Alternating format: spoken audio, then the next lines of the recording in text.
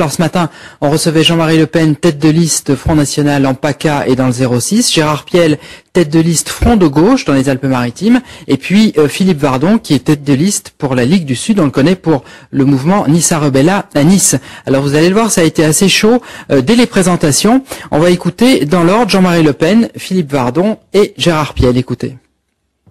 Je crois savoir de surcroît que non seulement M. Vardon n'est pas éligible, mais il n'est même plus électeur à la suite des décisions de justice qui ont été prises contre lui. Vous tenez pas totalement au courant des décisions de justice. Bon, moi, ce qui m'étonne, c'est de voir quelqu'un comme vous qui a tellement subi les foudres du politiquement correct, de la pensée unique, y compris dans les tribunaux, se placer sur ce terrain-là. Libre à vous. Je suis ici, dans mon département, y compris dans la ville d'Antibes, qui depuis quelques années est débarrassée du Front National et ne connaît pas les identitaires.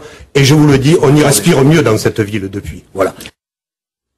Alors, des extraits donc de ce débat. Alors, est-ce qu'on peut dire finalement, en ce début janvier, que la campagne des régionales, au moins sur sa forme, est lancée? Oui, alors c'était le débat des extrêmes. On se doutait que ce serait animé. En fait, c'est resté correct, mais avec pas mal d'ambiance.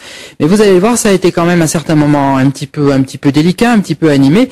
C'était assez difficile, par exemple, de passer d'un thème à l'autre. On avait prévu plusieurs thèmes dans l'émission. Regardez cet exemple.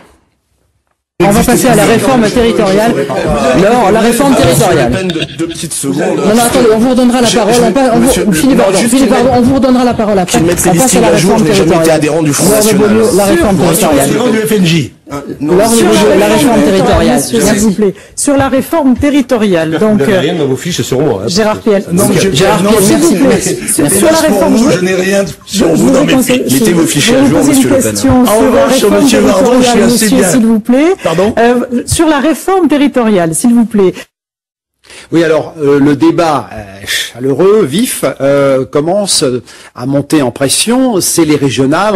Mais est-ce qu'on aborde vraiment les problèmes de fond, Henri, maintenant? Oui, alors la campagne est aussi lancée sur le fond en ce début d'année. On sent que le temps des débats succède aux points de presse, aux campagnes un petit peu figées, aux conférences de presse un petit peu figées.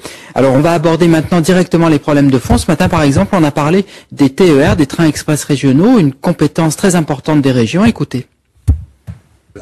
En 10 ans, c'est 33 milliards d'euros qui ont été dépensés par la région, qui ont été donnés à la SNCF, qui ont été volés par la SNCF, qui ont été volés par M. Pépi, qui a signé un contrat avec la région et qui ne le respecte pas. Quand un train arrive en retard, quoi qu'il en soit, c'est moins grave qu'un train qui arrive à l'heure. C'est moins grave qu'un train qui arrive à l'heure dans lequel on se fait violer parce qu'il n'y a même pas de contrôleur ou de policier. Vous avez compris, je vais en venir à la question de la sécurité dans les transports. Il arrive à M. Vardon de parler d'or, en l'occurrence. Il fait un tableau de la situation dans les transports régionaux qui est évidemment assez proche de la réalité et qui motive d'ailleurs la plupart du temps les grèves des agents de la SNCF qui en ont marre d'être insultés, agressés, attaqués. Cela pose le problème de l'immigration.